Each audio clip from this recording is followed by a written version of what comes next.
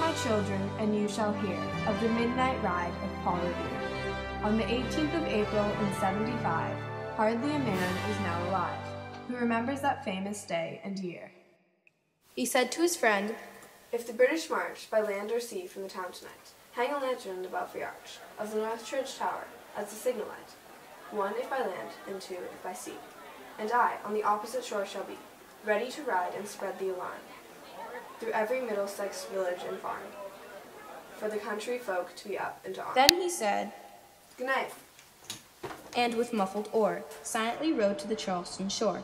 Just as the moon rose over the bay, where swinging wide at her moorings lay the Somerset British man-of-war, a phantom ship with each mast and spar across the moon like a prison bar, in a huge black hulk that was magnified by its own reflection in the tide.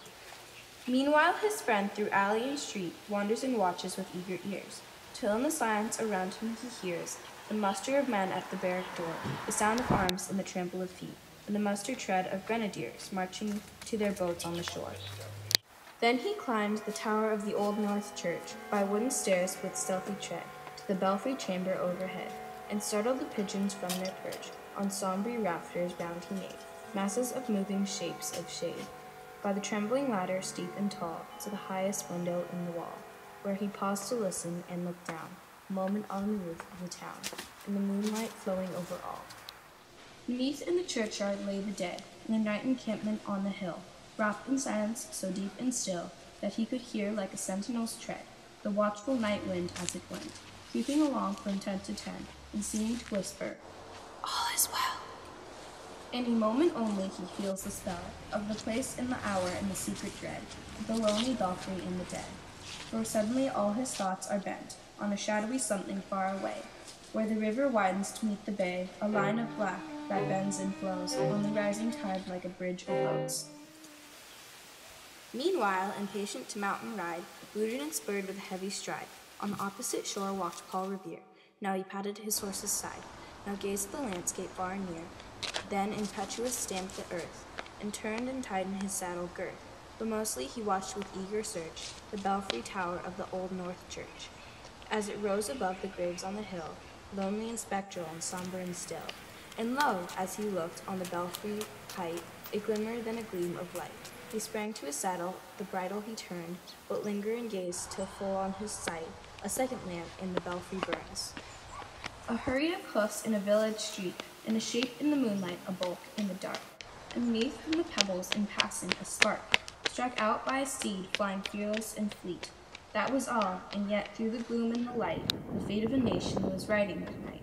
And the spark struck out by the steed in his flight, kindling the land into a flame with its heat. He had left the village and mounted in the steep, and beneath him tranquil and broad and deep is the mystic meeting the ocean tides, and under the alders the skirt its edge, now soft on the sand, now loud on its ledge, is the herd the trample of his steed as he rides. It was 12 by the village clock when he crossed the bridge into Medford town. He heard the crowing of the cock and the barking of the farmer's dog, and felt the damp of the river fog that rises after the sun goes down. "The British are coming!" It was 1 by the village clock when he galloped into Lexington. He saw the gilded weathercock swimming in the moonlight as he passed, and the meeting-house window, blank and bare, gazed at him with a spectral glare, as if they already stood aghast at the bloody work they would look upon. It was 2 by the village clock when he came to the bridge in Concord town. He heard the beating of the flock and the twitter of the birds among the trees. He felt the breath of the morning breeze blowing over the meadows brown. One was safe asleep in his bed, who at the bridge would be first to fall, who that day would be lying dead, pierced by a British musket ball. You know the rest in the books you have read, how the British regulars fired and fled, how the farmers gave them ball for ball, from behind each fence and farmyard wall, chasing the redcoats down the lane that crossed the field to emerge again. Under the trees at the turn of the road, only paused to fire and load. So through the night rode Paul Revere, and so through the night went his cry of alarm to every Middlesex village and farm. A cry of defiance, not of fear, a voice in the darkness, a knock at the door, and word that shall echo forevermore, for born on the night wind of the past, through all our history to the last.